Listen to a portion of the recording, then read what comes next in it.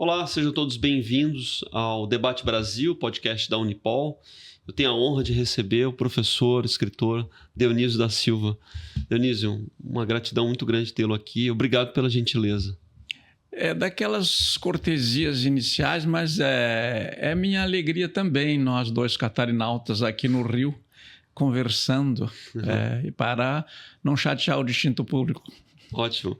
Bom, Dionísio da Silva é professor federal aposentado da UFSCar, Federal de São Carlos, doutor em letras pela USP, membro da Academia das Ciências de Lisboa, membro brasileiro, autor de romances, livros de contos, crônicas, infanto-juvenis e ensaios, autor de dezenas de livros, entre os quais, talvez mais famoso, né, Avante Soldados para Trás, que a gente vai falar um pouquinho, Prêmio Internacional Casa de las Américas, em júri presidido por José Saramago,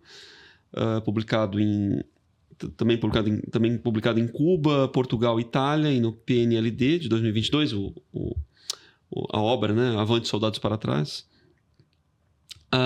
Outros romances, né, alguns até a gente trouxe aqui, como Gueto e Barrabás, Stefan Zweig Deve Morrer, que recentemente virou peça, né, pelo...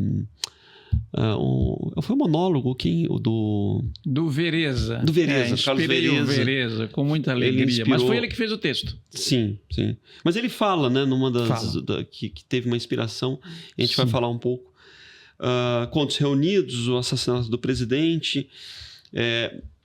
Também a gente vai falar um pouco do Escritores Proibidos, que é a sua tese, né? Sim. Escritores Proibidos. Isso. Depois...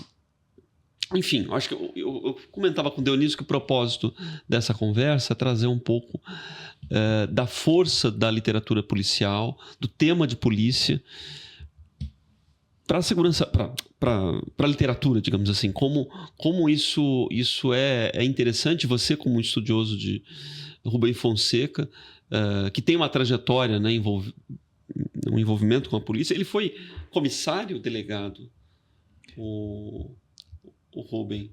O Rubem trabalhou como... Era um cargo de uma designação que era inspetor de costumes, era uma coisa assim. Ele me contou em mesas de bar que no Rio, depois que eu tinha feito os trabalhos já, né? Porque eu vim morar no Rio bem depois de tudo isso. Mas ele me contou que ele ouviu muitas daquelas histórias sobre que lhe serviram de tema, brigas de marido e mulher, de filhos e coisas, e ao apaziguar certos casais, ele ia nas casas fazer esse trabalho. Era trabalho da polícia. Chega lá e vê o que aconteceu aqui. Um conciliador, né? Um conciliador. E aconselhava, olha...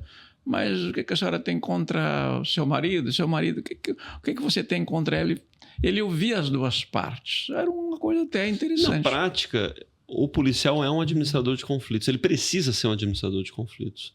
Isso é algo no cotidiano, porque, por exemplo, eu tenho dados de mais ou menos 2014, 2015.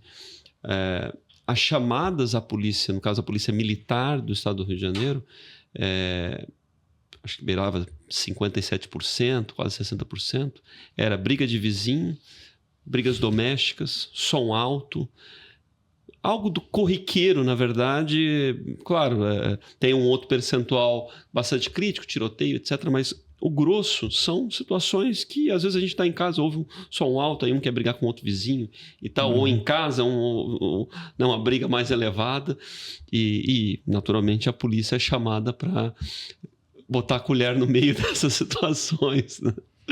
Enfim. Mas eu começo com a questão, né, do Rubem Fonseca, e lembro também, você participou, né, quando nós fizemos na Biblioteca Nacional a série Cânones Brasileiros, que hoje a gente vai fazer uma homenagem ao Sérgio Pachá, falar de algumas obras dele, que foi o primeiro daquela série do Cânones Brasileiros na Biblioteca Nacional, em 2022.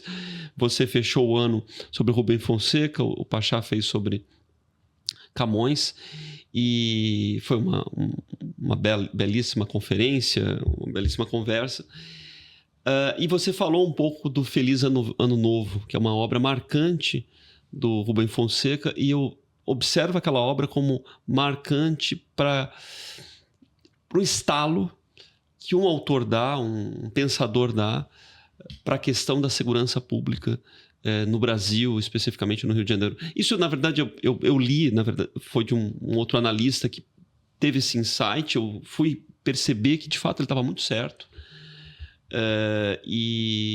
Ou seja, nesse período do final dos anos 70, há uma virada em que as cidades brasileiras, especificamente o Rio de Janeiro, vão se tornando muito tensas, né? O caso dos assaltos. Queria que você falasse um pouco do Feliz Ano Novo, o que é e por que ele foi tão... É uma obra tão tensa, né? Tão pesada. E aí, é claro, a gente vai entrar também nesse assunto da censura e tudo mais. É um bom começo, porque a gente tem que começar de algum ponto, Ramiro. Eu acho assim, o Rubem Fonseca, ele despertou a atenção de muito pouca gente quando ele lançou Os Prisioneiros. Isso deve ser 1963.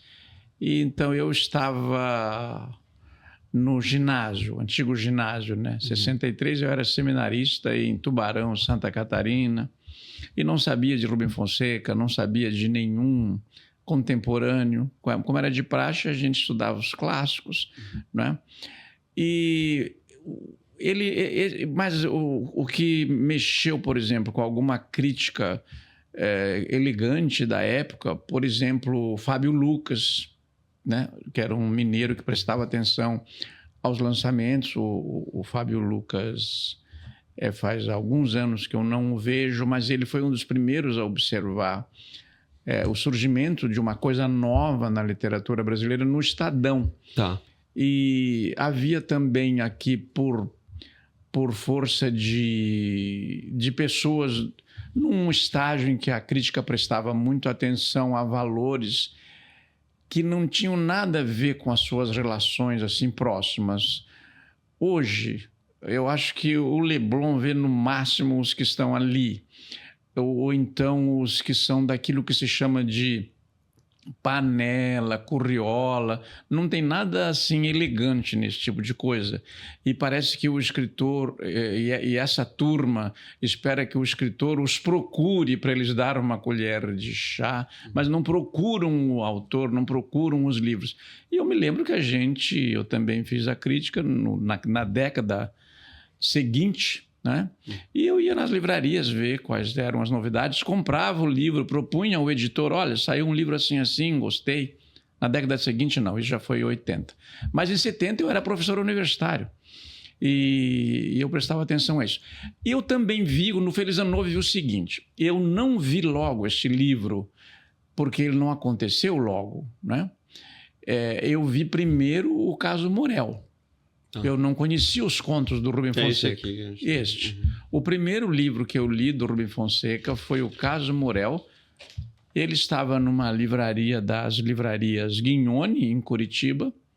Um livreiro muito cuidadoso com os autores, fazia vitrine dos livros que ele gostava, que ele tinha lido, e colocou o Caso Morel. Eu cheguei, vi aquele livro, foi fácil de ver, estava na vitrine, comprei, fiquei muito entusiasmado com o livro, e daí então propus ao meu editor, que hoje é um professor aposentado que mora em Mato Grosso do Sul, meu editor não, meu professor, que foi quem, aliás, que me indicou depois para ser professor na Faculdade dos Capuchinhos, era Gustavo José Remião Maciel, meu professor de literatura brasileira. Ele disse: eu posso fazer um trabalho sobre esse livro, porque eu gostei muito, porque Machado eu já fiz bastante, os outros também, tal. Isso aqui é novidade mesmo.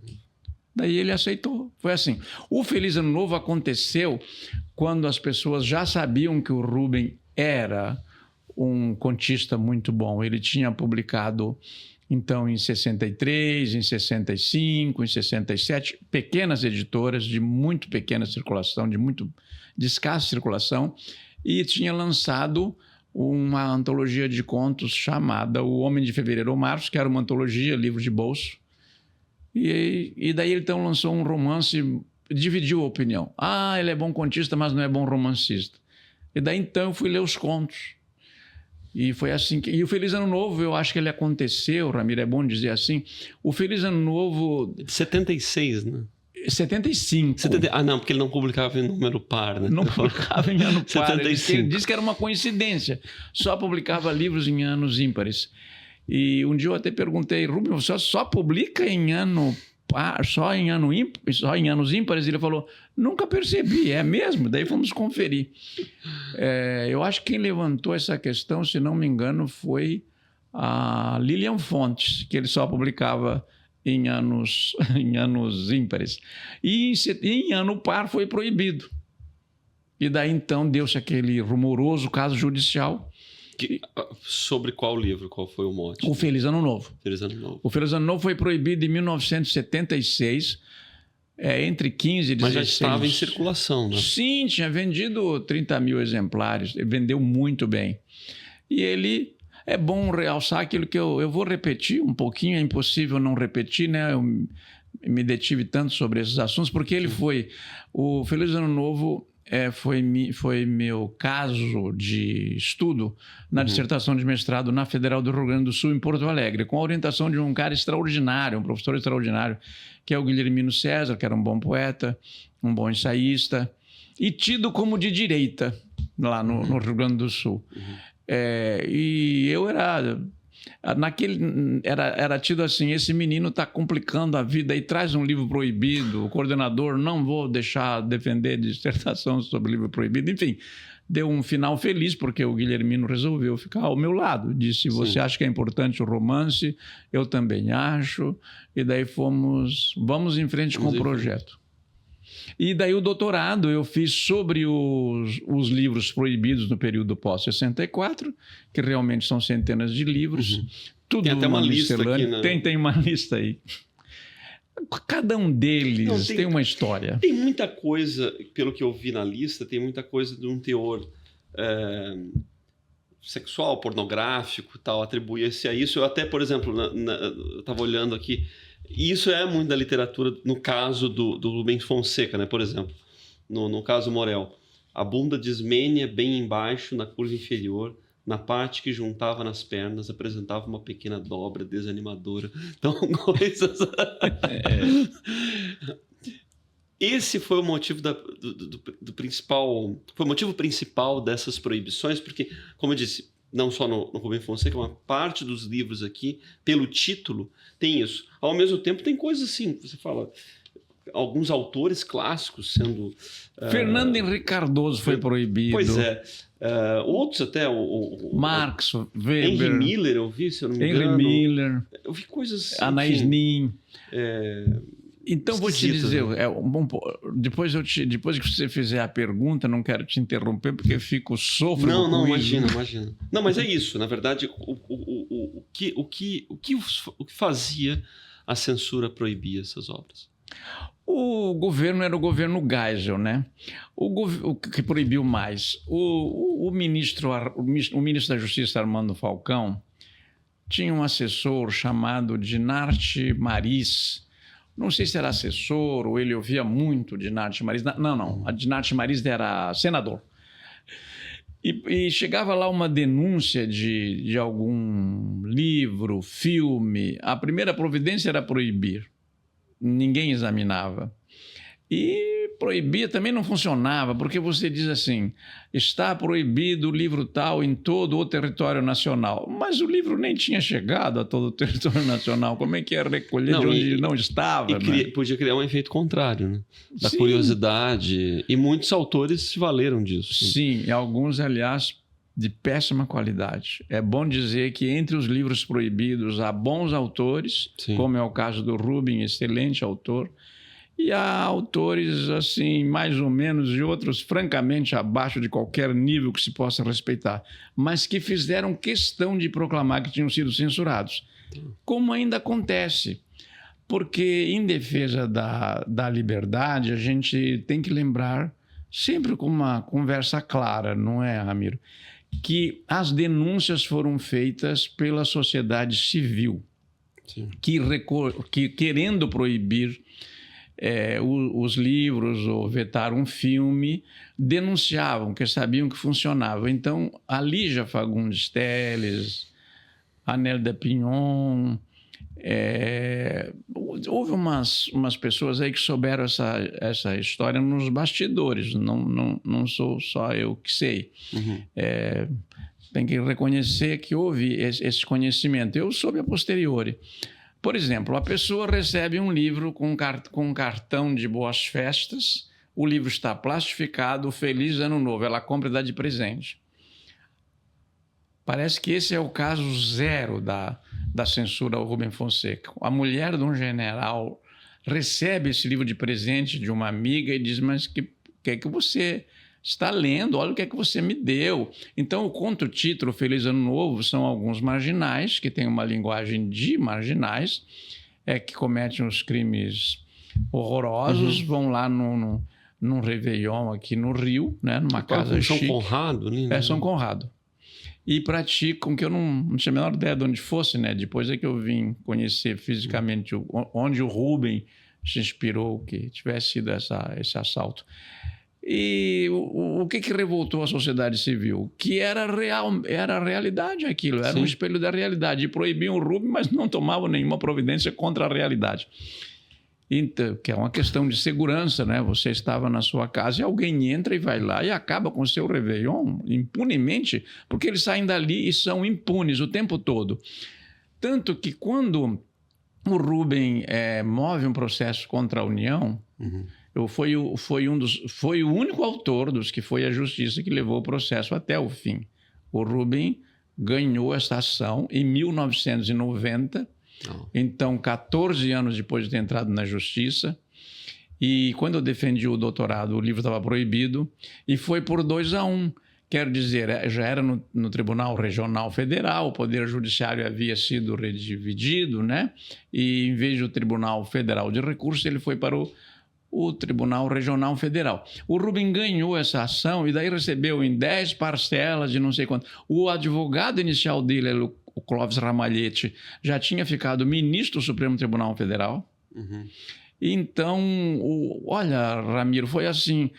O que no calor da hora eu acho que não deu para explicar direito é o seguinte: censura não tem defesa. Sim. Porque o melhor recurso para apagar o Rubem Fonseca naquele livro era ignorá-lo. Mas daí proibiram, chamaram atenção sobre aquele livro. Aconteceu com outros livros também, dentre os centenas de livros proibidos, dentre as centenas de livros proibidos, aconteceu uma coisa semelhante. Mas, evidentemente, que ninguém defende censura. A censura é um ato execrável, predatório e inútil. Mas ela existe. Sim. Então, você tem que reconhecer e estudá-la. Agora, especificamente sobre o Feliz Ano Novo, há ali uma crítica, ou não diria uma crítica, mas uma expressão de uma alienação da sociedade, daquela classe, em relação ao que acontecia. Ou melhor dizendo, o modo como o livro foi recebido sendo censurado, talvez escancarou essa alienação. E isso é o que eu peguei muito para iniciar, já usei até em palestra, para organizar uma ideia sobre o estado em que estamos, ou o estado em que chegamos com relação à violência criminal urbana, né?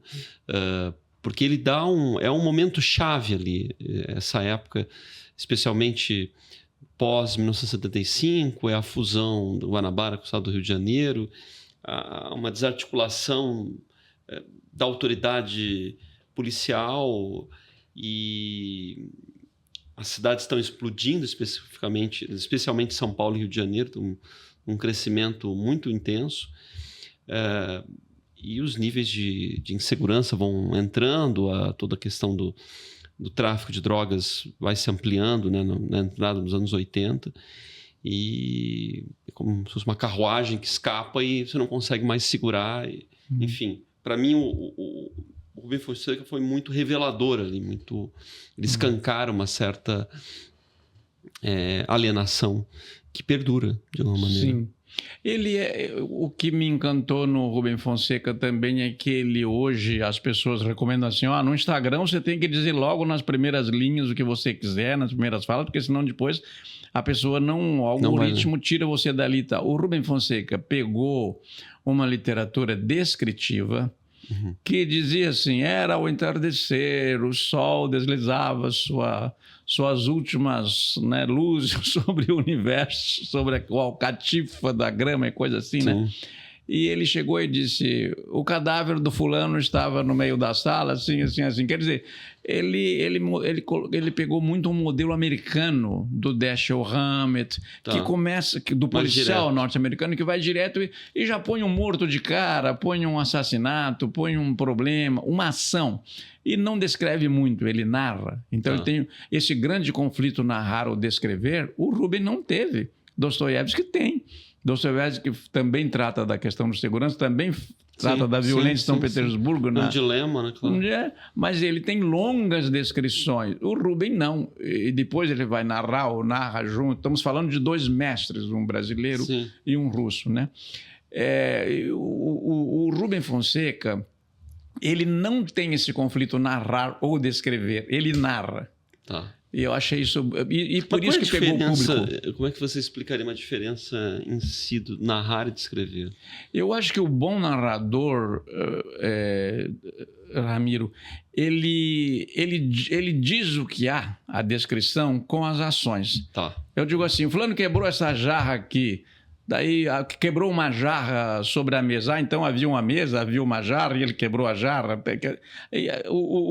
Aquele que vai descrever diz, havia uma mesa sobre a qual havia uma jarra com muita água e dois conversavam ali. O narrar não, o narrar conta o que houve com essas coisas. O Tchekhov, que é um outro grande contista, né, russo, ele diz, eu acho que ele diz, o Dal Trevisan gostava muito do Tchekhov. Eu tive a graça de conversar com essas pessoas, com as quais quase ninguém conversava, poucos conversavam, que era o Principalmente Rubem o Dalton Trevisan. O Dalton, mas o Rubem também conversava pouco, assim, com poucos, né? Conversava muito, mas com poucos. O Dalton não conversava com ninguém mesmo, né? Eu passava um telegrama, tinha todo um fonograma, tinha todo um rito para falar com o Dalton Trevisan. E também foi proibido. Só que o Dalton teve proibido um conto. Mas voltando à proibição, só para encerrar, eu acho que aqueles anos... O governo Geisel caiu no Marapuca, porque ele queria fazer a abertura, né? A distensão, a palavra era distensão. Depois o Figueiredo chamou de abertura. Era uma distensão lenta, segura e gradual, dizia o Geisel. Quem jogou futebol sabe que distensão dói pra caramba, né? Mas ele fez uma distensão lenta, segura e gradual, mais dolorosa ainda, né? E ele colocou... Esse governo do Geisel colocou o Armando Falcão, que tinha sido ministro da Justiça do governo JK, para garantir um mínimo de abertura. Chegou lá, ele começou a proibir que nem um louco. E a equipe dele, digamos, né? Filme, peça... Mas isso que você coloca é revelador daquele tempo, poderia dizer, do nosso tempo e de muitos outros tempos, ou seja, uma covardia de certos poderes, de certas autoridades aos absurdos que são feitos, e isso é um pesar muito grande, porque isso vai ficando registrado e isso vai ficando para a história, né? As memórias das pessoas ficam marcadas por essas ações. Eu até lembro a quarta capa do seu livro, né, Escritores Proibidos, em que é interessantíssimo nessa parte. Vita brevis, ars longa. A vida é curta, a arte é eterna. São frases famosas de Hipócrates, o pai da medicina, que viveu na Grécia entre os séculos V e IV a.C. Mas raramente é lembrada a continuação do poema. Vita brevis, ars longa, occasio preseps, experimentum periculosum, iudicium difficile. A vida é breve, a arte é eterna, a oportunidade é passageira, a experiência é perigosa, o julgamento é difícil. No passado, o Brasil teve um judiciário que ajudou o executivo a censurar, mandando as favas à Constituição. Esta sombra, de vez em quando, estremece e inquieta os brasileiros. No caso síntese aqui, examinado, executivo e judiciário foram vencidos pelo exército de um homem só, o escritor que lutou e venceu contando apenas com seus advogados. Exerceu os poderes de sua excelência, o cidadão. É isso. Essa é a história do Rubem Fonseca. Bom, eu gosto muito da conversa clara. Eu acho assim que, diante do ministro Alexandre Moraes, o Armando Falcão foi assim um aprendiz de censor, né? Porque ele não mexeu com os indivíduos, né? Sim. Então, em alguns casos, outros poderes mexeram com os indivíduos. Daí é uma outra questão. Claro. Mas para proibir os livros. Eu me lembro que quando proibiram em câmara lenta o livro do Renato Tapajós, havia também esses, como é que o Geisel chamava, de bolsões sinceros, mas radicais. Ele tinha umas expressões assim que eu acho que nasciam do Golbery, do Couto e Silva, essas expressões, que era um homem realmente muito inteligente, de vasta leitura, bem preparado. O Erasmo Dias era secretário de Segurança, secretário da Segurança de São Paulo, e foi lá e prendeu o Renato Tapajós. Disse, o autor está à disposição das autoridades. O cara faz palavra, solta o rapaz, proibir o livro, não é para proibir, não é para prender o autor. Então, daí ele soltou, mas ele deixei à disposição das autoridades. Então, sempre há quem quer ser mais realista do que o rei. A coisa mais grave hoje que é muito séria. Assim, se um escritor for pego nas malhas da censura, é que você não vai ter a quem recorrer. Sim. Porque o judiciário está censurando. Então, daí fica dificílimo. Porque aquela vez... Ainda mais a última instância, né? É a última instância. Ainda mais que as coisas hoje já estão abertas no Supremo Tribunal Federal. O que aconteceu no caso do Rubem Fonseca é que a ação foi aberta aqui no Rio, depois vai para a segunda instância, não é? E depois naquela época, ia para o Tribunal Federal de Recursos. Mas ficando na coisa da literatura, que nos interessa de perto, o Rubem Fonseca jamais cedeu. Ele continuou a ser aquele escritor e aquele cidadão que ele sempre foi, né? E não mudou o seu modo de escrever, agora estou com medo, vou escrever diferente. Não, depois ele teve um conto proibido chamado O Cobrador, foi proibido na revista Status. Daí o Gilberto Mansur era diretor da revista e conseguiu a liberação. E o livro saiu. O livro saiu com esse título, O Cobrador. Em resumo, assim, para a gente ficar... E num ponto adiante, Ramiro, eu gostei muito de conhecer o Rubem Fonseca face a face, porque tudo aquilo que eu sabia de textos, eu vi que na prática, como eu também sou escritor, eu vi que na prática o alter ego do Rubem Fonseca era comprovadíssimo. Aquele eu das narrativas era ele mesmo, como ele pensava. Claro que ele não cometia os crimes, mas era como ele pensava, como ele achava, como ele sentia que era um homem de uma grande misericórdia. Sim. Ele tinha uma misericórdia muito... Era comovente a misericórdia do Rubem, que era uma forma de ele exercer com a literatura. Ele dirigia a Light, ele perdeu tudo na vida por causa disso, quer dizer, o emprego, né? O emprego na Light, ele foi lá um dia, se demitiu da Light depois que o livro foi proibido. Ele era diretor da Light quando o livro foi proibido, quando o livro de contos foi proibido. Então, deve ter ficado difícil para ele essas coisas de... Porque ele não esperava uma coisa... Mas tem um momento que ele consegue viver da literatura ou ele mantém outras atividades? Não, eu não sei dizer se ele precisava disso ou se precisou, né? Nunca... O Rubem vinha de uma família que tinha... decaído financeiramente, já é uma família mineira, ele nasceu em Juiz de Fora e foi muito próspera no Rio em períodos alternados. O Rubem vendeu muito, ganhou muito direito autoral, ganhou prêmios relevantes, porque ganhou prêmios em moeda estrangeira, ganhou o prêmio Juan Rulfo, ganhou o prêmio Camões, né? Não ganhou o prêmio Nobel e acho que outros ganharam no lugar dele, mas se eu estivesse no júri eu teria votado nele. É que os prêmios a gente não nos cabe dizer, devia ser fulano. Não, foi dado o prêmio para aquele. Né? Pronto, está resolvido. Sim. Agora, o que a gente comentou, não? Antes estava conversando, a força do tema policial na literatura. Quem inspirou, você mencionou um autor americano, quem inspirou esse modo de escrever do Rubem Fonseca? Queria que você falasse também um pouco, de forma geral, na literatura brasileira e mundial, a importância do tema policial para a literatura. Primeiro que eu acho que, sobretudo para os mais jovens, né, que têm outras referências, a narrativa em que você tem mortos, cadáveres, insegurança, temas assim tidos por policiais, esse tipo de literatura e esse tipo de escrita fascina e tem grande aceitação. De que são exemplos? A Agatha Christie, que vende adoidado e que os filmes dela, até na televisão, quando você vê que tem a Agatha Christie, você mesmo vai ver de novo. Tem uma persuasão. Né? Tem uma persuasão forte. prévia, não é? Um fascínio, suspense.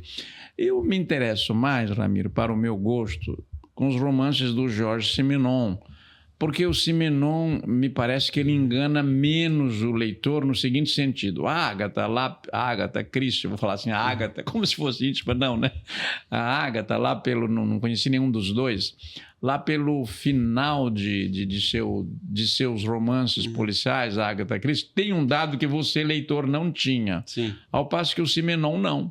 Tá. Ele te apresenta todos e, se você quiser e prestar atenção, você chegará ao criminoso junto com ele. Você diz, só pode ser fulano. Não, mas agora não pode, porque tem isso aqui. Mas ele não faz assim aqueles jogos de você esconder um dado que só você tem, né? E daí então você revela ex-abrupto, assim como um macete mesmo, o policial. O Simenon não faz isso.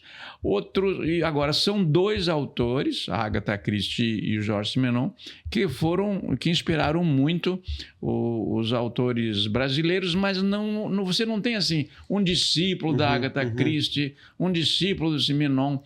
Mas do Rubem Fonseca, se você tivesse que dizer quem inspirou o Rubem Fonseca, não foi nem a Agatha, nem o Simenon, nem a Agatha Christie, nem o Georges Simenon. Foram os autores americanos que ele lia, como o Raymond Chandler, o Dashiell Hammett, que são autores que trouxeram a narrativa policial para um outro quadro, assim, digamos assim, mais moderno, vai lá. Não gosto muito da palavra, né? Mais moderno no seguinte sentido. Eles chegavam ao Brasil traduzidos ou ele lia... O Rubem lia no original. Vinha de lá, direto. O Rubem lia muito bem em inglês, né? E estudou nos Estados Unidos. Ele fez um mestrado no Canadá, eu acho, né? Uma pós-graduação. E lia muito em inglês, isso eu sei. O Rubem lia muito em inglês. E eu gostei de ter conhecido o Rubem por isso, né? Primeiro porque é um amigo, a amizade é um tesouro. Claro. E é uma coisa assim importante. Eu o conheci quando estava no primeiro ano de letras e, ao mesmo tempo, dava aulas no ensino médio para pagar a faculdade. E eu passei a gostar tanto daqueles contos que passei para os meus alunos, e meus alunos também gostaram. Então eu dei Rubem Fonseca no ginásio, nas primeiras séries, né? Já estava acontecendo a reforma do ensino, a lei 5692/71, que reestruturou diferente e tal. Eu acho assim que, se você hoje tivesse essa atenção, não para puxar a brasa para minha sardinha, mas hoje o autor brasileiro contemporâneo, ele não tem essa atenção dos professores. Um exemplo bem concreto para resumir. Tá. A Universidade Federal do Rio de Janeiro tem 6.000 alunos de letras. Sim. Cadê os leitores? Cadê os escritores que são lidos lá, os contemporâneos? Onde eles estão? Sim. Eu moro no Rio há 22 anos. Eu não interesso. Eu levei a Ijuí, como professor de Ijuí, levei os autores do Rio, João Antônio. Onde está esse caminho inverso, né? Hoje. Não tem. Não, eu tenho eu vou engatar uma outra pergunta sobre o sistema policial, mas antes só um comentário sobre isso. Um amigo que foi, por alguns anos, editor da Tribuna da Imprensa, um dos mais importantes jornais do Brasil, que infelizmente descontinuado. E ele pegou o início dos blogs. E ele lançou, à época, no início dos blogs, alguns autores que se tornaram figuras importantes, né? Mais contemporâneos. Se eu não me engano, o Cuenca veio por ali, também aquele que escreveu Cidade de Deus. Bons escritores, né, jovens, e foi um modo assim que nesse período inicial da internet mais popularizada, pegou. No momento seguinte, todo mundo foi engolido, digamos assim, pelas redes sociais, pela velocidade, falta de, digamos assim, mais acuidade, né, diante desse fenômeno. Eu acho que tem um pouco disso, e do fenômeno que você mencionou, da patota muito fechada, uma falta de abertura, de circulação, uma pobreza, digamos assim, né? É uma pobreza intelectual, e também se ficou num lugar comum. Por exemplo, as rodas intelectuais falarem mal da polícia, e na primeira oportunidade que precisam, chama a polícia, porque tem que chamar mesmo. O sujeito está lá num bar, está falando mal da polícia, daí chegando na casa, o bandido entrou lá, ele vai chamar a polícia. Então ele vai chamar aquela corporação de quem ele falou mal. Então houve como é que eu vou dizer assim, essa contradição em termos, não é? De você fazer uma grande distância também nisso entre a teoria e a prática. Isso sem você deixar de lado que a corrupção não é um patrimônio, não é uma exclusividade de nenhuma classe social, não é. Sim. Você tem isso em várias classes sociais. Não, e na verdade um adágio, digamos, grego que o São Tomás de Aquino sempre utilizou, que a corrupção do ótimo é o péssimo, não? Algo mais ou menos assim, ou seja, a corrupção vinda de quem foi muito preparado, quem recebeu muito, ela tem uma gravidade muito maior. Ramiro, eu vou trazer concordando com essa premissa, eu vou trazer uma questão bem simples, que eu gosto das coisas bem concretas para dizer. Aquela pessoa que vai lá trabalhar na casa como diarista, como o que se chama de empregado doméstico, que agora está cada vez mais raro, como babá.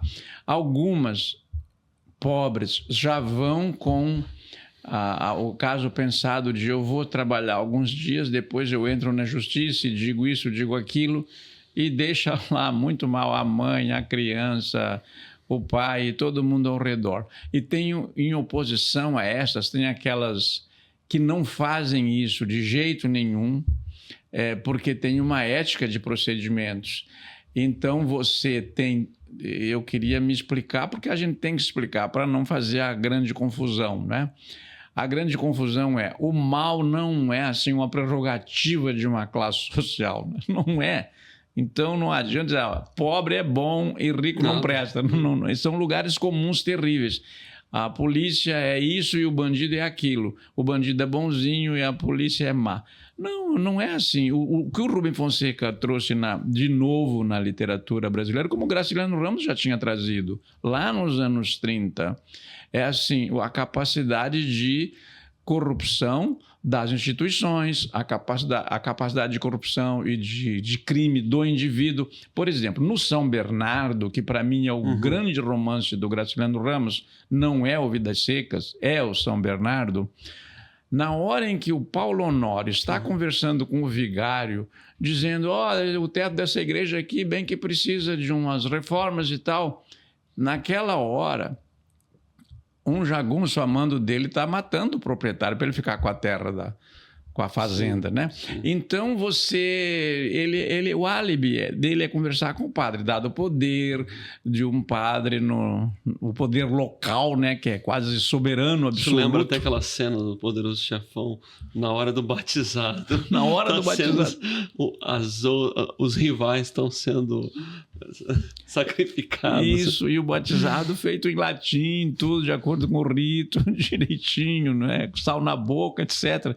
Eu acho que o escritor, o cineasta, as peças de teatro, elas mostram isso, que você tenha a presença do mal no mundo, sim, tem sinais indeléveis, você só não vê quem não quer, assim como o do bem. E essa força do tema policial na literatura, ele mostra muito ele revela muito esse fenômeno, né? Essa crueldade que há em qualquer situação, no cotidiano.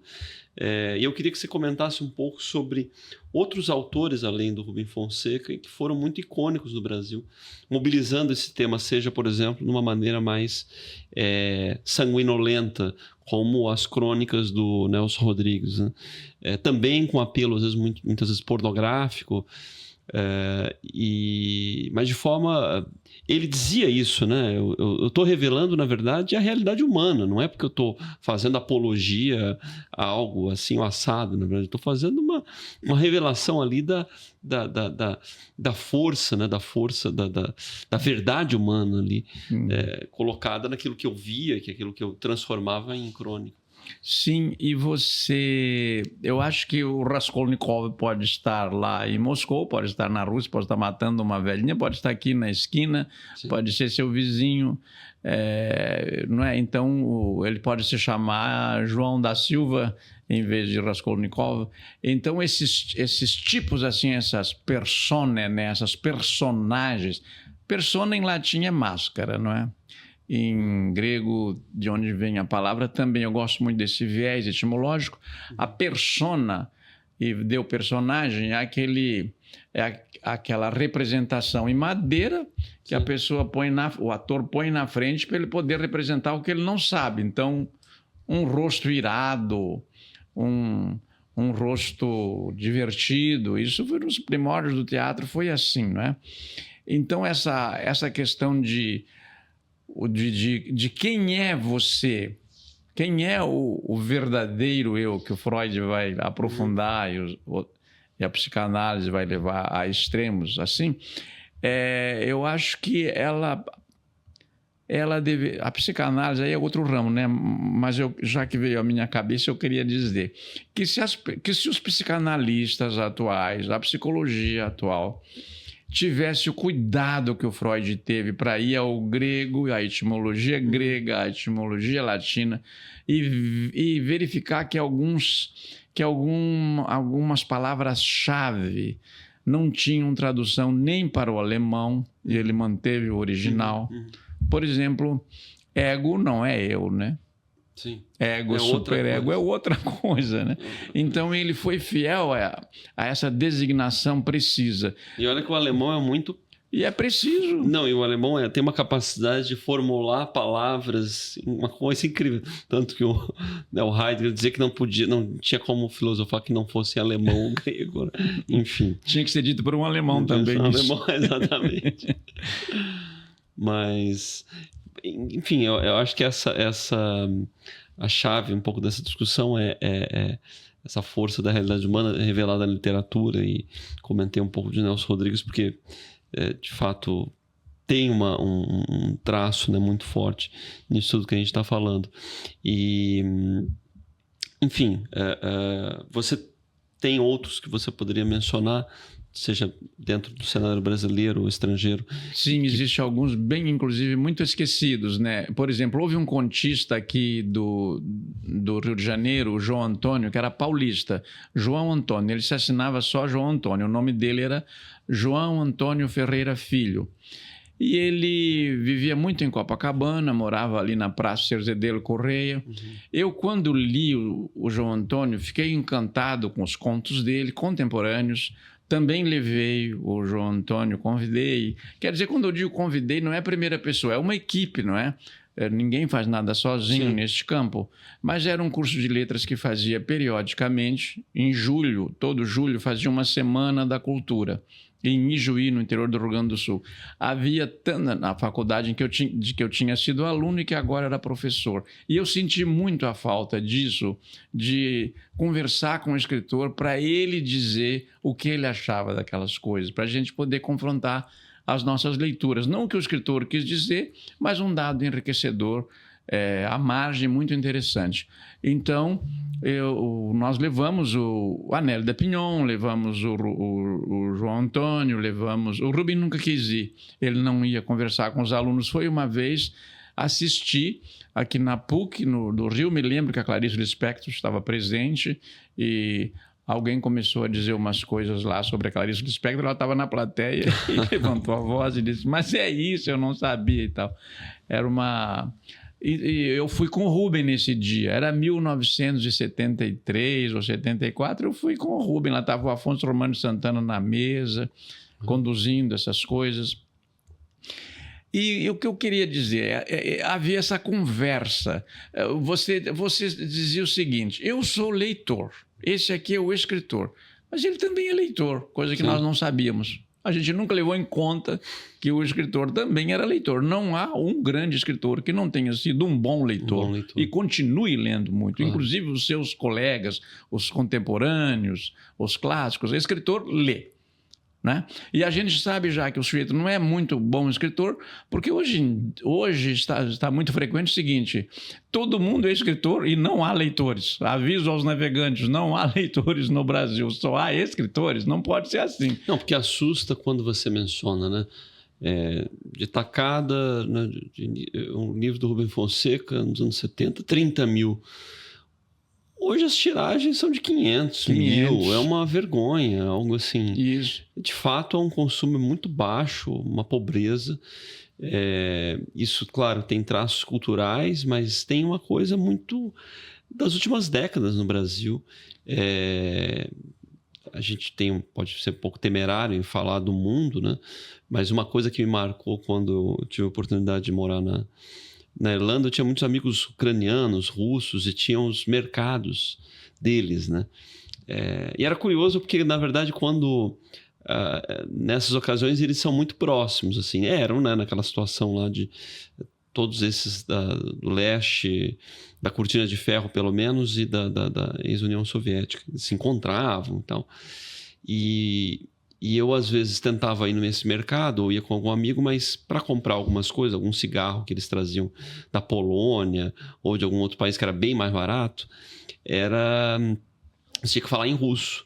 É quase como se fosse um código, né? Isso eu estou falando de 2009, 2010.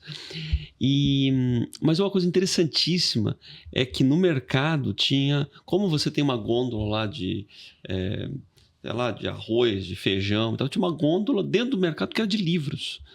Eu achei fantástico, assim, fazia parte do consumo.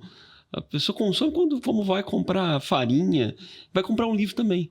Eu achei tão encantador aquilo, porque a preocupação que eles tinham no mercadinho, que era um mercadinho de colonos, digamos assim, né, de expatriados ali que estavam trabalhando ou por algum tempo criando uma nova vida em outro país, tinha uma gôndola de livros. Eu achei tão bonito, até uma coisa interessantíssima.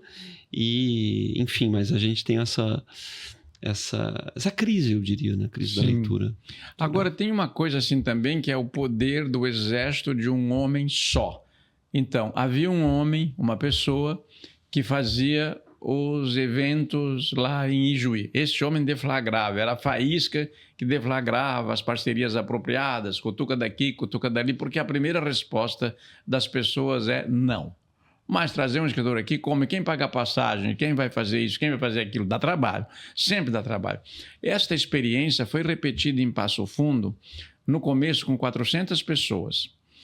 Nas mais recentes, ela era feita de 2 em 2 anos em Passo Fundo. E é bom marcar que é o Rio Grande do Sul, um estado que sempre tinha cuidado bem da educação, tinha produzido leitores, e havia lá o Érico Veríssimo, Josué Guimarães, gente o Quintana, o Mário Quintana. Depois veio uma escritora que não tinha qualidade deles, realmente não tinha, mas tem alguns livros muito bons. A Lia Luft, sim. Que era de uma pequena cidade, veio morar em Porto Alegre, fez na escola. E a boa tradutora do inglês e do alemão. A Lia Luft também foi um nome. Depois vieram outras que também eu conheci essas pessoas. A Lígia Fagundes Telles não é gaúcha, né?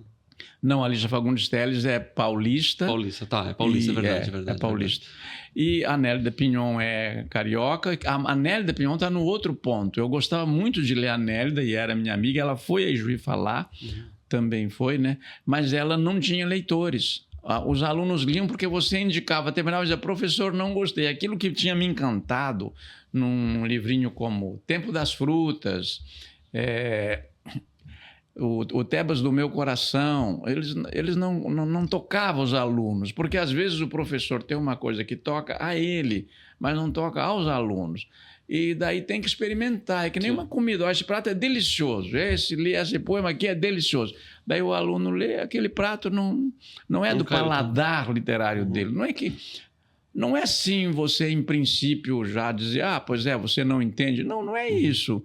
Livro é uma relação entre o autor e o escritor. Ele te diz alguma coisa, você pega as redes sociais, é mais ou menos, assim, chutantes, tem lá umas amostras disso. Um sujeito tem uma página, todo mundo vai lá, e o outro vão 13, 14 pessoas, 20, algumas dezenas. Por quê? Alguma coisa ali não está funcionando, e não é mercado. Né? Não, e tem os efeitos manada também, né? Tem os efeitos manada. Onde vai todo mundo quer ir junto. Isso, tem mais isso. Agora, tem uma coisa, Ramiro, que eu não queria esquecer, é que no Brasil, o bom professor de literatura, ele produz público. Tá.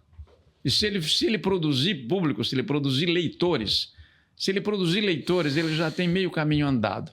Porque daí o aluno vai ler. Então, tem gente fazendo cursos de letras sem ler um romance, sem ler um livro de contos. E para completar de Passo Fundo foi organizando eventos de 2 em 2 anos, levou lá escritores internacionais, nacionais de relevância, tiveram que pegar a lona de um circo para caber 4.000 pessoas, porque não havia um prédio, um recinto na cidade de Passo Fundo em que coubessem 4.000 pessoas. Agora, também um outro traço importante dentro dessa literatura e que a gente encontra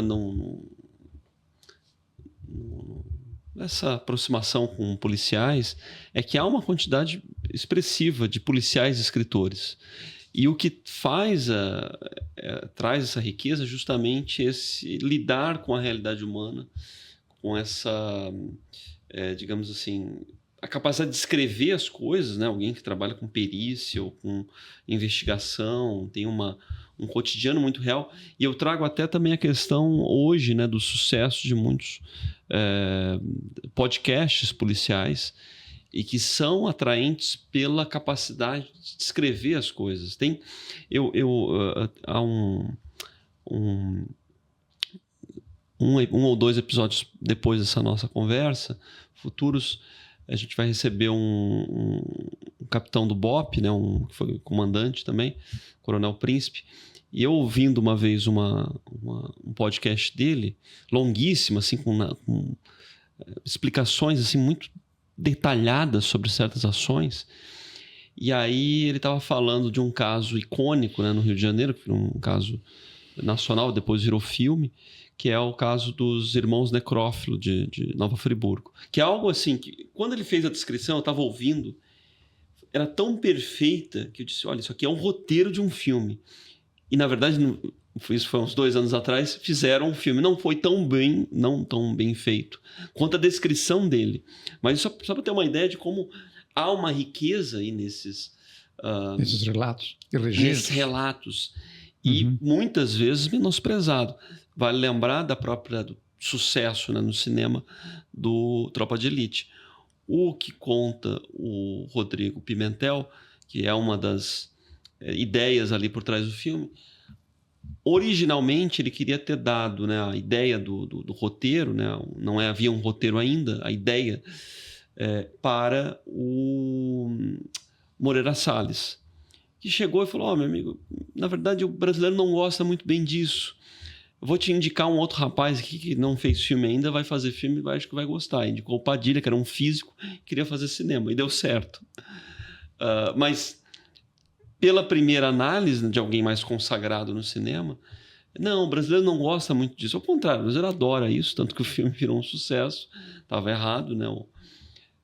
Esse primeiro cineasta. E deu certo, porque a força narrativa, a força de contar a realidade é muito forte, né?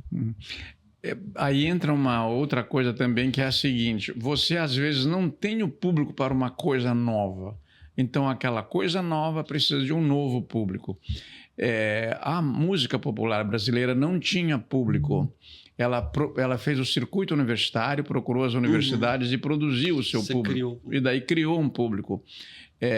Se você olhar os cantores que eram sucesso até o surgimento da MPB, qualquer documentário mostra isso, mas a bibliografia é o lugar mais seguro, você nota como essas coisas têm um ponto de início, né? Quando os cantores os surgidos vão para a televisão na Jovem Guarda, mas a MPB faz o circuito universitário, como Milton Nascimento, né? Então, o que eu queria dizer, assim, a gente tem que ser breve hoje nessas coisas, né? Porque o longo é no livro.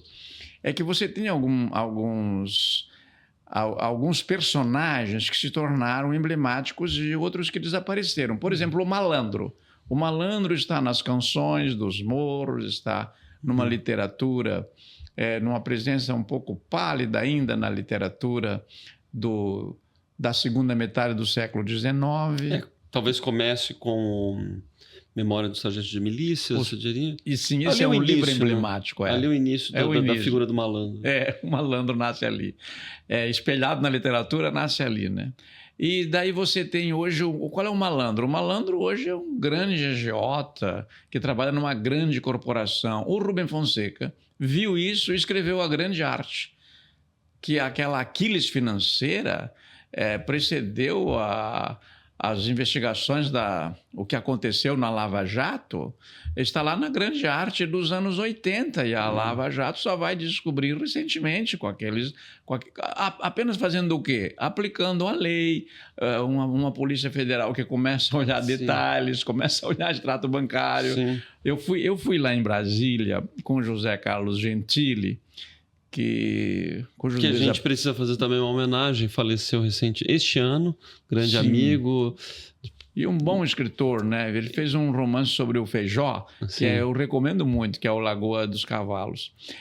Porque o Feijó era filho de padre, o Feijó ia tirar férias numa fazenda e periodicamente nascia uma criança naquela fazenda muito parecida com ele. O romance é muito, muito legal e ele é bem narrado. Bem, o que aconteceu nessas figuras que foram mudando? Você mudou também o modo de investigar. Eu, Ramiro, fico pensando assim, eu escrevi um livro chamado O Assassinato do Presidente. Eu escrevi este conto que dá título a este livro, durante a agonia e morte do presidente Tancredo Neves.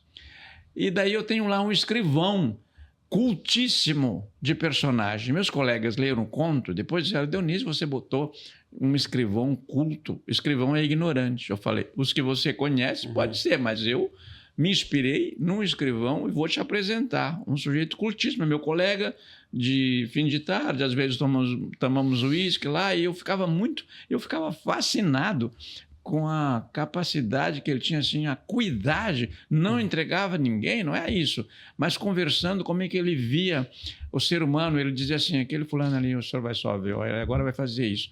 Era assim, quase prevendo, sabe, o que ele ia fazer, devido ao a tal agudeza da observação. E quando ele fazia os registros, então eu pus este personagem, e o cara começa a citar autores que o interrogado, que é arrogante, pernóstico, não conhece. O escrivão conhece, mas o outro, que é chique, não conhece. Então eu fico pensando assim, se o escrivão fizer o romance, colocar um escritor de personagem, o que ele vai dizer desse escritor? Como é que ele vai conceber? Qual é o inverso? Porque nós temos no Brasil uma arrogância intelectual. Pode ver. A marca do intelectual brasileiro eu acho que é a principal marca, é uma arrogância. Eu sei e você não sabe. É uma arrogância inicial, assim.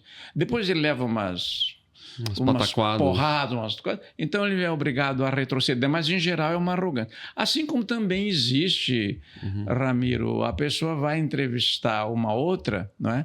E isso acontece com muita frequência com jornalistas. Diz, pois é, tendo em vista que não sei o quê, o sujeito começa assim, não, tendo em vista não, porque eu não concordo com a premissa. Então, essas coisas estão ficando assim, manjadas. Sim. Essa arrogância intelectual. Outra coisa que é o seguinte, aquilo que o Manuel Bandeira disse, o poeta o poeta federal tira ouro do nariz, coitado do poeta estadual e o poeta municipal, também é muito frequente isso, que se o sujeito é de uma pequena cidade, ele não entende o ser humano no seu sentido global, tal, que só é revelado a quem está na megalópole ou na metrópole. E não é. Não. O que o Chekhov fazia? Era médico no pavilhão número 5, né? Aquela história é real. Sim. Então, que está traduzido em algum lugar por A Enfermaria, número 5, Pavilhão número 5, que é uma obra-prima. Então, acho que essa humildade do intelectual está fazendo falta. Eu te digo como minha máxima culpa, não é para jogar sobre os outros, é que, por exemplo, o sujeito é obrigado a dizer o professor, o doutor, por quê? Sim. Você diz o professor, o doutor Platão, o professor... Não, é muito carteirada, né? Muita carteirada e pouca substância. Pouco café no bule. Pouco café no bule. Agora, conta um pouco sobre essa obra que Stefan Zweig deve morrer. Primeiro, por que do título e qual é a tese que está por trás? Me encantou também, me fascinou, né? Me chamou a atenção desde adolescente a morte o nome do Stefan Zweig. Daí eu comecei a ler coisas sobre a vida dele e o romance se chamou inicialmente Lot Zweig, foi publicado assim pela editora Lei em 2012. Mas quando saiu a tradução na Itália, o tradutor achou que Lot Zweig não era um bom título e propôs ao editor italiano Stefan Zweig deve morire, Stefan Zweig deve morrer. Quando ele saiu em Portugal, saiu com esse novo título, daí quando saiu a reedição brasileira, saiu com esse novo título. A verdade é que ali não está bem estudado, tem vários erros, tem várias coisas por esclarecer naquela dupla morte. Não houve testemunhas, né? Porque aparecem mortos, o marido e a mulher, o Stefan Zweig e a Charlotte Altmann, aparecem mortos. No dia 23 de fevereiro de 1942. Né? E os nazistas estavam ganhando a Segunda Guerra, né? Sim. E daí se arrumou o Brasil já tinha entrado quando eles morreram? Ainda porque o Brasil entra em 42. Né? Ele foi em fevereiro. Talvez ainda.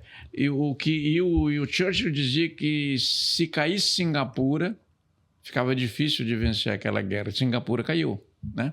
Então houve daí começaram no meu modo de entender, se deu uma versão apressada de um duplo suicídio. E não havia testemunhas. Daí eu me interessei por esses dados e fui escrever um romance imaginoso. Mas não posso provar que os dois foram executados, mas o que eu posso dizer é o seguinte: a literatura, com o propósito deliberado de inventar, às vezes inventa muito menos que a história. Isso, neste caso. Quando eu escrevi o Avante Soldados para Trás, eu fiquei impressionado e realmente escrevi o romance quase assim em desacordo com o que eu lia sobre a Guerra do Paraguai, porque deram uma versão da Guerra do Paraguai que o Brasil invadiu o Paraguai. Quero chegar lá, mas só para fechar um pouco sobre o Stefan Zweig. Bom, só para os ouvintes, né, os espectadores entenderem. O que se conta é que houve um suicídio, né? Um duplo suicídio. O casal. Stefan Zweig era um grande escritor austríaco, radicado no Brasil, como tantos que vieram, judeu, e morava em Petrópolis, né? No Rio de Janeiro. E estranhamente foram encontrados, digamos assim, os corpos. Mas você traz que isso pode não ter acontecido tal como a história identifica, né? Você explica. E eu lembro que uma vez quando nós conversamos sobre isso, quando eu estava saindo a peça do Vereza, tinha uma pesquisa, uma tese de doutorado, alguém que chegou a fazer uma investigação aí científica, né? Isso eu estou confundindo. Houve algo nesse sentido, uma perícia mais posterior sobre digamos assim, aquele caso? Olha, o que existe sobre o Stefan Zweig e a Charlotte Altmann, ela era judia polonesa e ele judeu austríaco, né? É que eles teriam, então, ingerido uma droga, uma substância que os matou. Então, primeiro ela administra essa substância para ele, espera ele morrer, depois eles dormiam em camas separadas, essa é a versão, inclusive é a versão das biografias que os biógrafos fizeram, o Alberto Dines no Brasil, o Donald Prater em inglês. Quer dizer, ela puxa a cama para perto, ela toma e ela também morre. Só que as versões são contraditórias já nos primeiros registros, porque a dalina, a substância identificada e que é fotografada, ela não mata um rato. Então, como é que mata 2 pessoas? Daí tem cartas de suicida, né? Dele, mas não dela. E ela, há pouco tempo, tinha escrito para as sobrinhas e mantinha correspondência e nunca disse que queria se matar, sem contar que aqueles que dizem que vão se matar, às vezes não se matam, e aqueles que nunca dizem, às vezes se matam. Então, a Maria Librandi, uma professora da Stanford University, fez não foi tese, um seminário na USP, nos anos 2000. Eu tomei conhecimento desse seminário muito tempo depois, e o romance é de 2012, o meu romance, mas eu não conhecia. Ela, numa mesa com o Jacob Pinheiro Goldberg, defenderam a tese, nesse seminário, de que não é assim que as coisas acontecem, com os pretensos suicidas, e que as contradições eram essas e aquelas. Então, é muito interessante. Eu acho que esse texto, esse seminário ainda está disponível no YouTube, nos lugares, aí dá para pesquisar, ou no YouTube ou em outros registros, porque não sei se foi... Eu sei que o texto, eu li em texto, né? Não vi vídeo. E depois eu conheci o Jacob Pinheiro Goldberg, de quem me tornei amigo, e tenho grande admiração por ele. É um grande psicanalista, um grande psicólogo, Jacob Pinheiro Goldberg. E comecei a conversar com alguma frequência, porque eu vou muito a São Paulo para visitar minha filha, meus netos, conversando lá com... Inclusive, o Jacob um dia jogou sinuca com o Josué, que tinha 2 anos, lá no hotel onde eu ficava. Assim, um vovô, né? Uma pessoa amorosa. Quero muito bem o Jacob Pinheiro Goldberg, quero dizer. Depois vi que o Silvio Bach filmou o Lost Zweig, um longa-metragem sobre o Zweig. E também abraçou, assim, sem questionar, a questão do suicídio. Fica no ar, né? Mas ele abraçou. O Silvio Bach é filho de um pai suicida. Então ele abraçou a tese do suicídio? Ou ele deixa no ar? Não. Abraçou a tese do suicídio.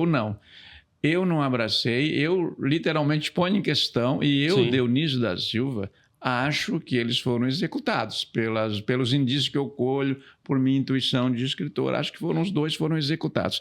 O Vereza, com quem conversei durante muito tempo sobre essa questão, o Vereza viu outras evidências, intuitivo que é também, e à luz das leituras dele, que não são poucas. O Carlos Vereza é um ator que lê muito, e lê em línguas originais. Ele se preparou para fazer a peça. Tradução, se preparou para fazer a peça. A Ana Kolodny, que contracena com ele, também é uma menina jovem, bem preparada. Menina jovem é pleonasmo, mas é uma menina muito jovem, né? Temos meninas menos jovens, mas ela é muito jovem. E eu acho assim que este caso ainda está pendente no Brasil. E o Brasil aceitou, quer dizer, o Stefan Zweig se refugiou em Petrópolis, no Brasil, e foi assassinado, executado, ele e a mulher, na terra onde estava acolhendo. E o ministro da guerra, o Dutra, vacilando, meio germanófilo para lá e para cá, mas não as pessoas dizem germanófilo por eufemismo, porque é um pouco menos um pouco mais que germanófilo, né? Sim, exatamente. Germanófilo não é nenhum defeito. O Tobias Barreto também era germanófilo. Bom, de fato, é algo... a se descobrir, eu acho que ainda está em aberto, né? Sim, eu acho que não tem inquérito. Então, em 2000, no ano de 2000, descobriram, acho que é ano 2000, descobriram que o Dom João VI foi envenenado. Estavam lá as vísceras guardadas, um sujeito resolveu mexer e descobrir, isso aqui está cheio de arsênico. Então, ele foi envenenado. Dom João VI. Então, do século XIX até 2000, Dom João VI tinha morrido lá na cama de uma enfermidade e tal. No ano 2000, sem que ninguém também faça alarde disso, se descobre que ele foi envenenado. Nós estamos com as coisas em aberto. Em aberto, exatamente. Surge uma nova técnica, uma nova perícia, um novo tipo. Às vezes essa perícia e essa... Eu fico boquiaberto como escritor que sou e leitor diante daquele departamento de proteção à pessoa humana em São Paulo, é isso? Chama o nome? Porque eles descobrem cada coisa. Quanta gente foi ali para a cadeia, tanto no sentido factual foi punido, foi graças a essas técnicas, essa perícia, essa competência de investigação. É o caso da... A química forense, genética forense. É um caso célebre aí, né? O da Suzana, que matou os pais. No começo estava todo mundo comendo com farinha, que ela chorava no enterro e tal, mas o quê? A perícia olhou os fatos. Agora, eu te cortei quando estavas falando do Avante, Soldados para Trás, que é um romance... no entorno ali, né, da Guerra do Paraguai, e que é uma história como ela foi apresentada colegialmente de forma muito errada, muito torta, né? Por exemplo, no meio acadêmico, uma obra que dá uma virada nisso, mas até chegar nos livros escolares, nem sei se chegou direito, é a obra do Francisco Doratiotto, Maldita Guerra, em que ele desfaz essa noção simplória de que, na verdade, tudo aquilo ali foi porque os ingleses queriam, né, avançar contra os paraguaios, estavam se fortalecendo tanto e tal. Na verdade, os ingleses estavam apostando num lado no outro, a maçonaria tinha um lado, tinha no outro, então não desfaz essas ideias. E o Paraguai tinha ditadores sanguinolentos, e a guerra foi muito dura, e eu li recentemente, já faz alguns 2 anos, as cartas do Dom Pedro II para o Barão de Cotegipe, e era muito... Eu comecei a ler esse livro quando estourou a guerra na Ucrânia, e tem vários momentos que o Dom Pedro dizia: eu quero ir até o final, até pegar o Solano Lopes. O Solano Lopes. E era muito semelhante, quase como só faltava o Putin dizer: eu quero ir até o final para pegar eu quero pegar o Zelensky. O Zelensky quer entrar lá dentro, né? Porque em alguns momentos o próprio Duque de Caxias, né, dá uma recuada: olha, acho que a gente acabou o nosso serviço. E o Dom Pedro queria, não, tem que ir até o final. E foi, né? E foi até o final, até a Suzão. E bom, e ali no Avante, Soldados para Trás, mostra uma coisa muito original, muito diferente, que é um romance, né? Entre uma paraguaia e um soldado brasileiro. O Avante, Soldados para Trás é baseado na parte documental, na retirada da Laguna do Visconde de Toné. Quer dizer, é um estrangeiro que dá uma olhada na nossa guerra, né? Essa grande guerra. Sim. E ele é um escritor. Então, a presença de um escritor naquela coluna, a coluna se forma e vai invadir o Paraguai, e de lá ela se retira, por isso que é a retirada da Laguna. Ela acaba lá essa expedição da retirada da Laguna acaba à beira do rio Aquidauana, que é um rio muito bonito no Mato Grosso do Sul. Eu fui umas 15, 16 vezes ao palco das operações, né, onde se deu a retirada da Laguna. E sobretudo ao final, ao desfecho da retirada da Laguna, quando todo mundo já tinha... A peste, o cólera, dizimou mais do que as forças paraguaias, porque na guerra, de um modo geral, a primeira vítima, como se diz, é a verdade. Sim. E o intelectual brasileiro, agora vem uma coisa de autocrítica, o intelectual brasileiro, eu acho que a ele cabe com frequência o que diz um personagem de um romance espanhol do Jorge Emprun, que ele diz que ele está numa reunião do Partido Comunista, assim, e o cara não faz a crítica à sua crítica, autocrítica de jeito nenhum. Então ele se dirige a esse companheiro, a esse camarada, e diz: camarada, permita-me que eu faça a sua autocrítica, já que você não a faz. Porque tem que em algum momento fazer autocrítica. Houve uma outra história da Guerra do Paraguai que contraria completamente os fatos, e daí então, com frequência acontece isso, que nós travamos um combate no texto e desprezamos os fatos. E eu acho que os fatos têm que ser respeitados. Por exemplo, se você tem números de combate, está registrado lá, você tem que ver quem contradiz. Não é assim, eu acho que morreram mais. Não, se morreram mais, onde estão os corpos? Porque, por exemplo, nós que somos catarinenses, é um outro capítulo, as chacinas da República. Sim, a República chacinou sim. Canudos, Sim. né? O povo desarmado e chacinou. Lá na ilha de Aitomirim, em Florianópolis, foram executados cerca de 200 a 300 pessoas, mas 185 têm nome do que foi morto, fuzilado ou enforcado. Estão lá os nomes. Inclusive heróis da Guerra do Paraguai, Sim. que tinham ganhado a Guerra do Paraguai, né? Voltaram vencedores. E o Floriano Peixoto mandou executar. Tem até uma cena incrível, né? Um filho se abraça ao pai que vai ser fuzilado, porque era oficial e vai ser fuzilado, e eles fuzilam o filho junto. Não, é uma coisa... barbárie. Uma assim. barbárie total. E foi o Floriano Peixoto... Então vamos tirar as estátuas dele, e aí também os nomes de rua, vamos fazer uma verificação toda. Sim. Então acho que você tem aquilo que a história contou e aquilo que ela omitiu. Ou então se travou realmente um terreno, se travou isso num terreno minado. Com o Rubem Fonseca, na tese de doutorado, Ramiro, eu levantei essa questão. Olha, a gente fez uma torre de papel, né? E daí na torre de papel é muito frequente que a gente caia numa torre de Babel. Se falou tanta coisa nessa torre de papel que o que é relevante?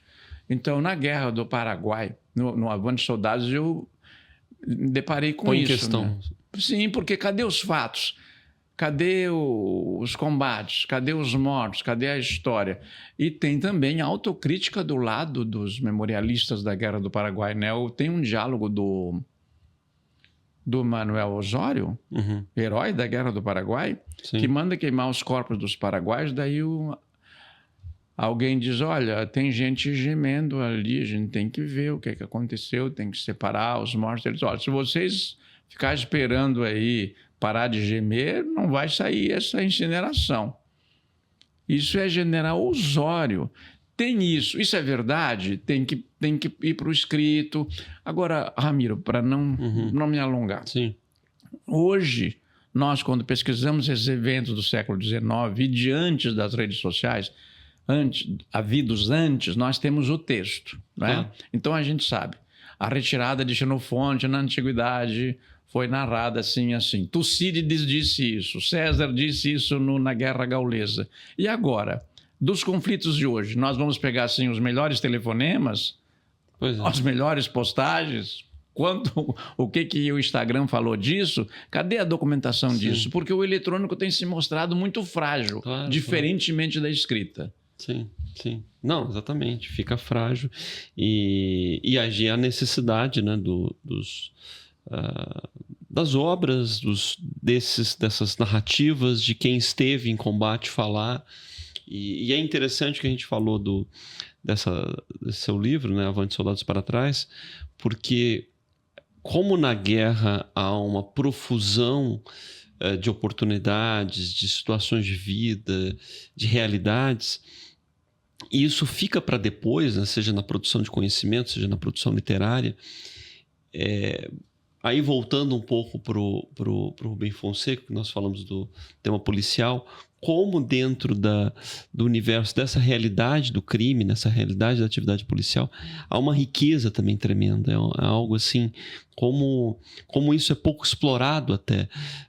Eu acho que alguns autores, como eu mencionei, né? Por exemplo, quem escreveu Cidade de Deus, uma baita obra, Paulo Lince, uma baita obra, um baita achado, na verdade, como tem isso, como poderia ter mais, porque é um mundo muito complexo, né?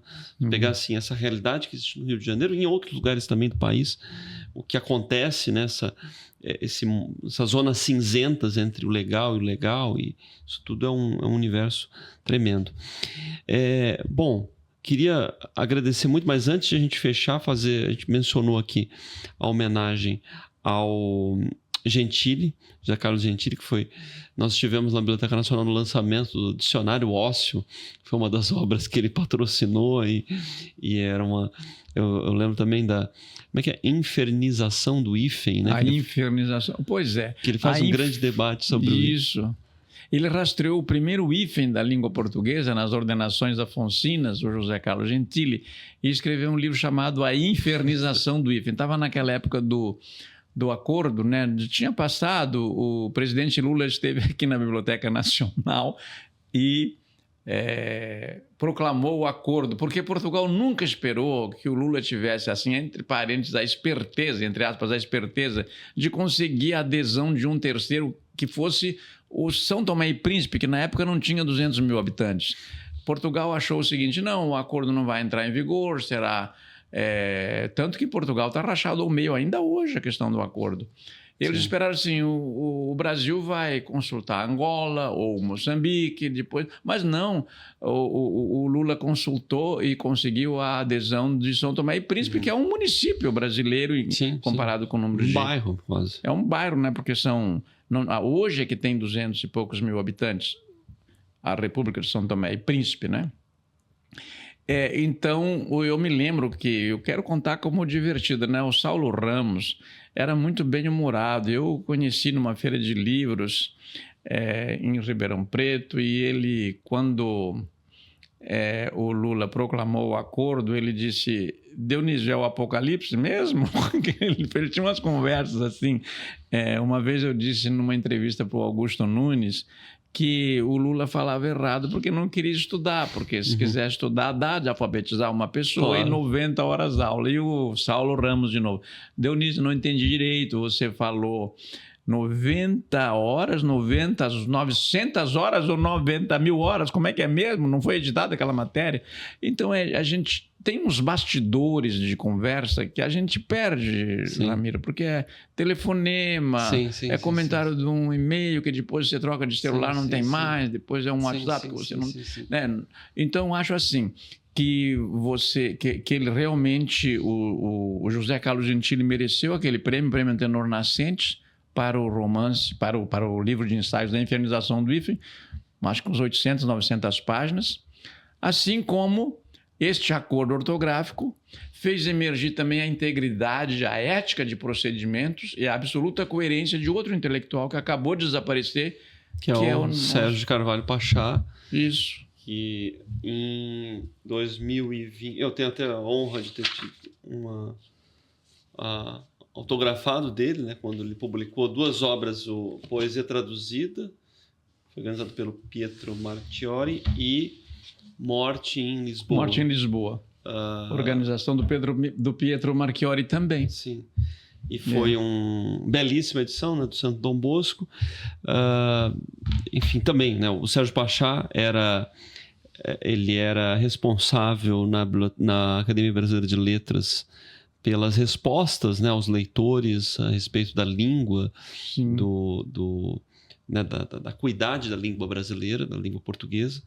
E ele resistiu, não viu que era um absurdo, né, aquele acordo ortográfico, e manteve a sua integridade. É uma pessoa, uma magnitude tremenda. Também nos deixou recentemente, um grande escritor, grande poeta, tradutor e grande professor também.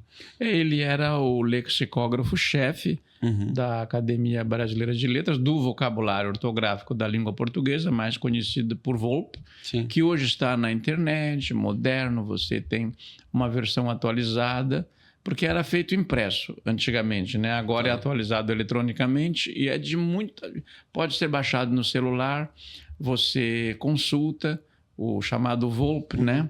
Mas tem uma boa pessoa lá agora. Tem, realmente. É meu confrade em Lisboa e é meu confrade aqui que na Academia Brasileira de Filologia, que é o Ricardo Cavalieri. Muito capaz. Agora, sobre o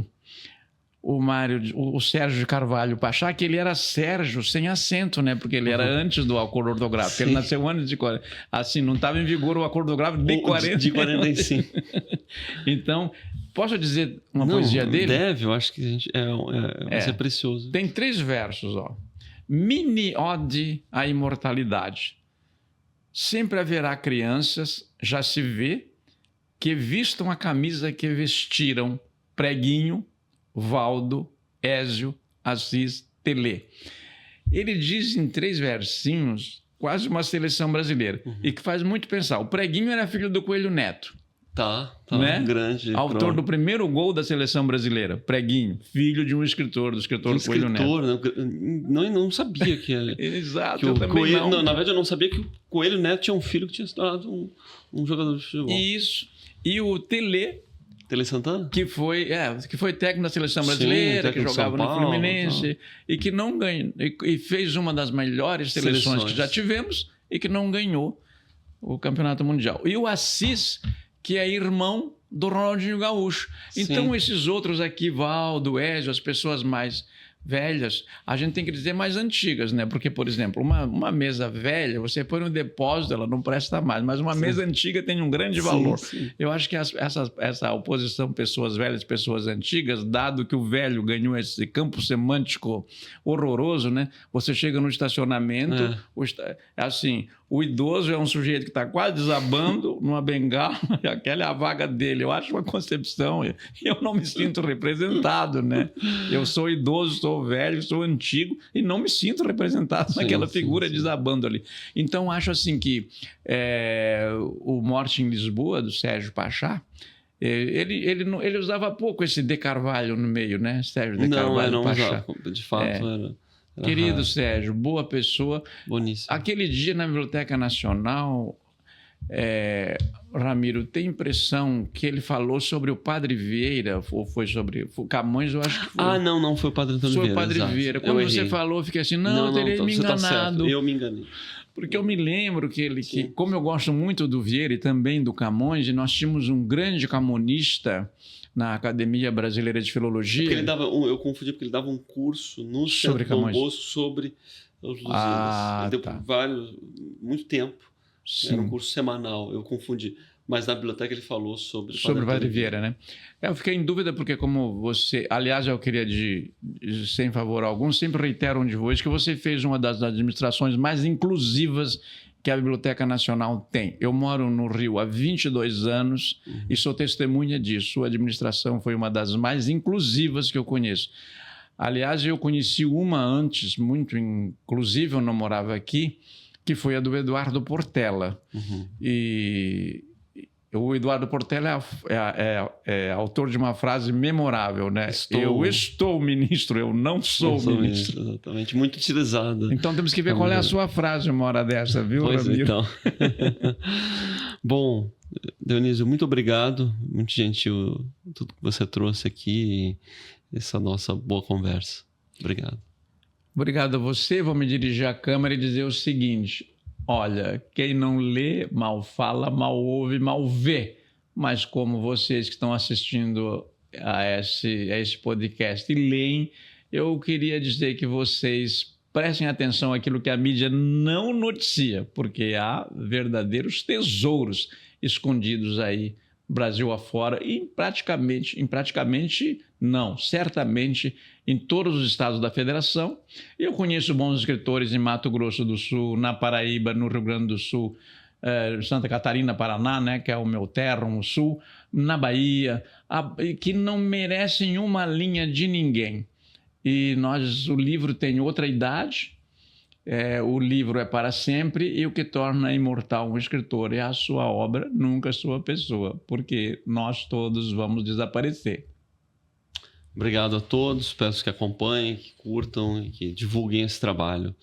Abraço a todos.